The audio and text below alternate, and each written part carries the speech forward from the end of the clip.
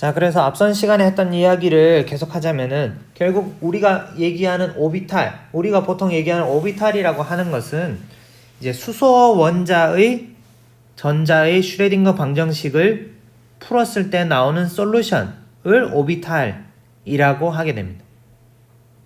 그래서 수소 원자 안에 있는 전자들이 가지는 상태, 그 상태를 우리가 기본으로 보고 그 상태를 우리가 이제 오비탈, 보통 얘기하는 이제 1s, 2s, 2p, 3d 이런 것들로 이제 얘기를 하게 되고요.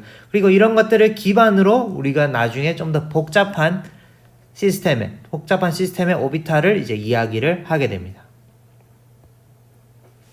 자, 그러면은 우리가 수소 원자의 궤도함수의 에너지에 대해서 한번 살펴봅시다.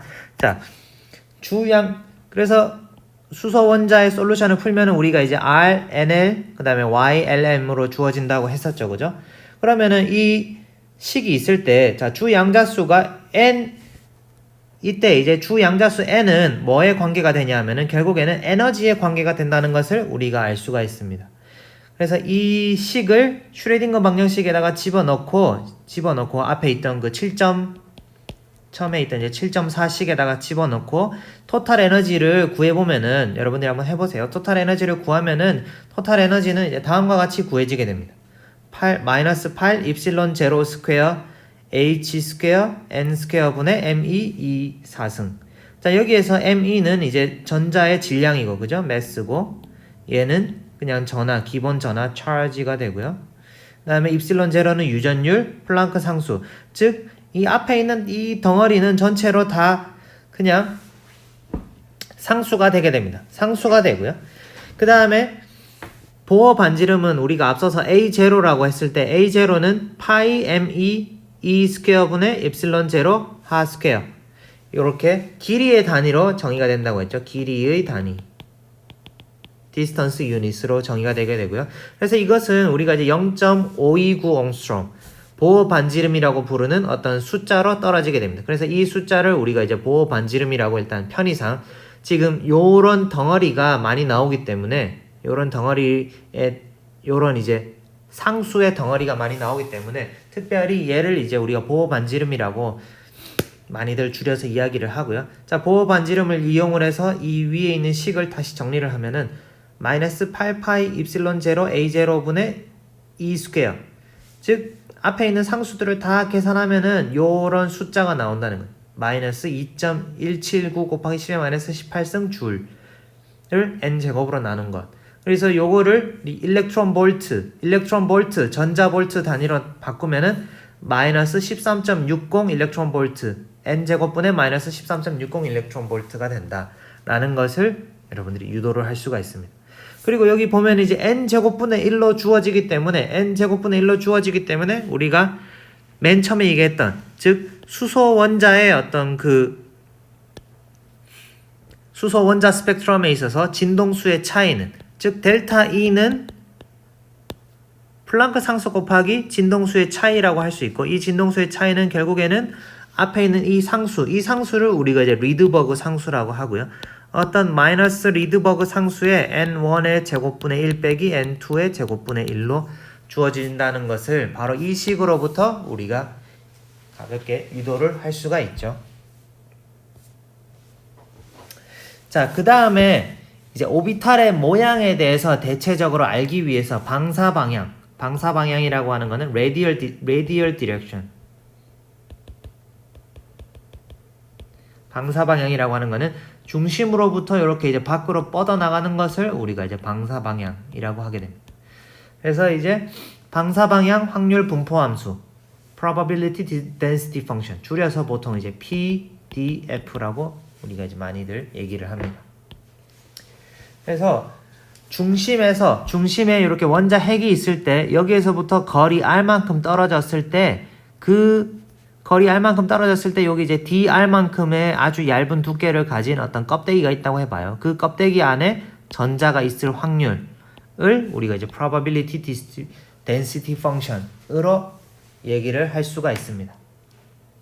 다시 말해서 어떤 확률이 있을 때, 그죠? 확률을 구하는데 확률을 어떻게? 그러니까 어디에서부터 어디까지 존재할 확률이라고 할 때 우리가 이제 적분을 해야 되잖아요. 그죠? 어디에서부터 어디까지.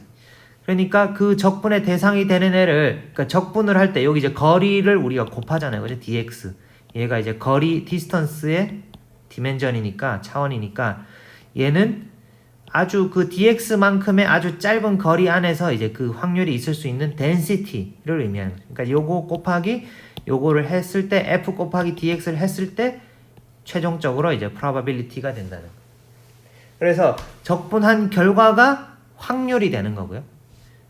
그 이 안에 있는 F를 우리가 확률 밀도, 그 이제 주어진 포인트에서 확률이 높으냐 낮으냐. 그러니까 이 밀도를 전체 적분을 한 마지막 결과가 이제 최종 확률이 되는 거고요. 두 개의 차이를 알겠죠, 그죠? 자, 그러면은 우리가 이제 그 원자 핵에서부터 거리 r만큼 떨어진 데에서 전자를 발견할 확률이 얼마나 되느냐를 알기 위해서 우리가 방사방향 분포함수라는 것을 이제 얻게 되고요.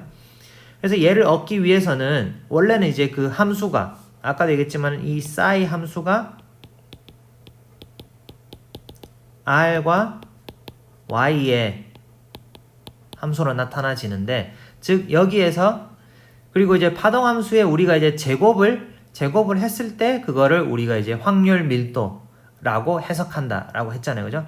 제곱을 하는 건데, 제곱을 할 때 이제 방사방향, 우리는 이제 원점에서 거리 r만큼 떨어졌을 때의 디펜던스, 그 의존성만 이제 궁금한 거고, 그러니까 각도에 대해서는 우리가 이제 신경을 쓰지 않겠다. 그러니까 즉 이제 각도라고 하는 거, XY, Z 좌표는 어떻게 보면 조금 arbitrary 하기 때문에 우리가 이제 어디에서 봐도 사실은 이제 각도는 어디에서 우리가 보느냐에 따라서 결정이 되는 거기 때문에 각도에 대한 영향을 그냥 다 뭉뚱그리겠다, 평균하겠다. 그래서 각도에 대한 영향을 평균하기 위해서는 각도에 대한 거는 미리 이제 적분을 해서 다 없애버리는 거죠.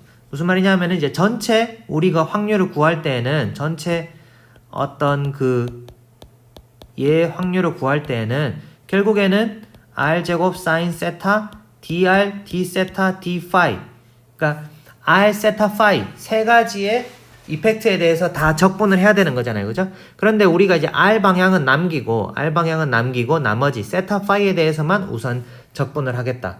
그러니까 세타 파이에 대한 이펙트만 먼저 적분을 해서 없애버리면은 이제 남는 그 확률이 의존하는 변수는 r에 대한 변수, r에만 의존하게 되잖아요. 그죠? 그래서 제곱한 거를 여기서 보면 이제 각도에 대한 것만 이제 여기 일단 적분을 하는 거죠.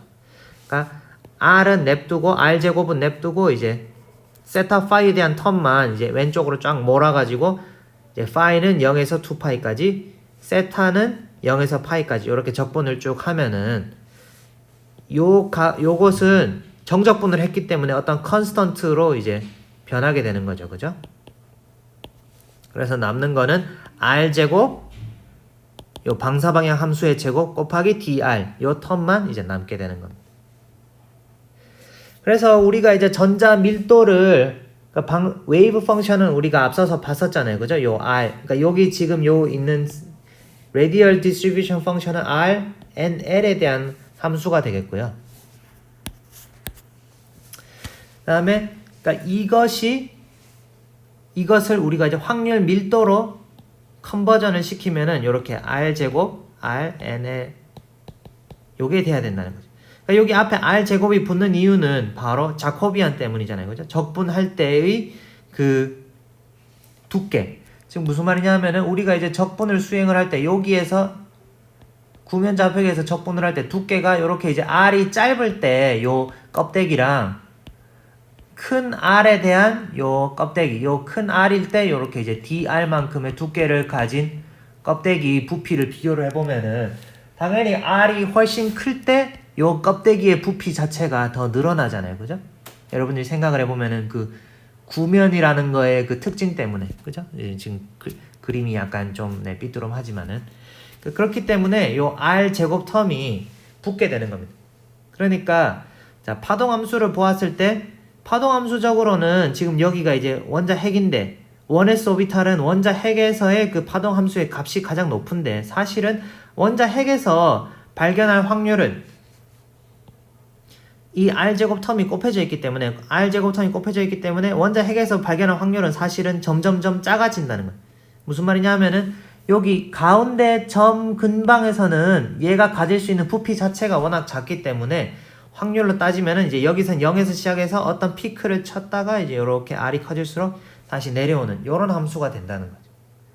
그리고 마찬가지로 이제 2S나 3S에 대한 이런 이제 R제곱, 싸이제곱의 함수꼴을 그려보면은 요렇게 이제 요런 값들을 가지게 되고요. 그리고 이제 여기에서 이 RNL이 0이 되는 포인트가 존재를 하기 때문에 RNL이 0이 되는 포인트가 이제 앞에서 봤던 그 RNL 꼴에서부터 우리가 이제 다 구할 수가 있어요. 구할 수가 있기 때문에 여기에서 이제 얘네들이 0이 되는 부분. 그래서 그런 부분에서는 당연히 제곱을 해도 0이기 때문에 이제 확률이 0이 되는 이런 점들이 존재합니다. 그래서 얘네들이 이제 마디 노드라고 우리가 이제 할 수가 있습니다. 그래서 이제 여러 가지 오비탈들의 방사 방향 확률 분포 함수를 그려보면은 바로 이제 요런 형태들을 띠게 되는데요. 즉 이 말인즉슨 이제 여기 원자 핵이 있을 때 전자가 1s의 오비탈에 들어있는 전자는 요 거리에 존재할 확률이 가장 높다라는 걸 의미를 하고요. 2s에 있는 전자는 이제 여기에서 발견될 확률이 지금 좀 삐뚤름하지만은 이제 여기에서 발견될 확률이 제일 높고 2p에 있는 전자는 여기에서 발견될 확률이 제일 높다. 이런 것을 의미하게 됩니다. 그죠? 네.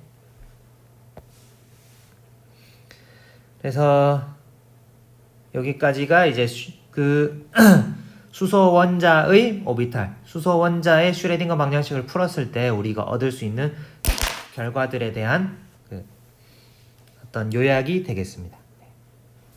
요약이 되겠고요. 그러면은 여기 잠깐 끊었다가 이제 그 다음에 다전자 시스템의 슈레딩거 방정식, 다전자 시스템의 파동함수에 대해서 알아보는 시간을 가지도록 하겠습니다.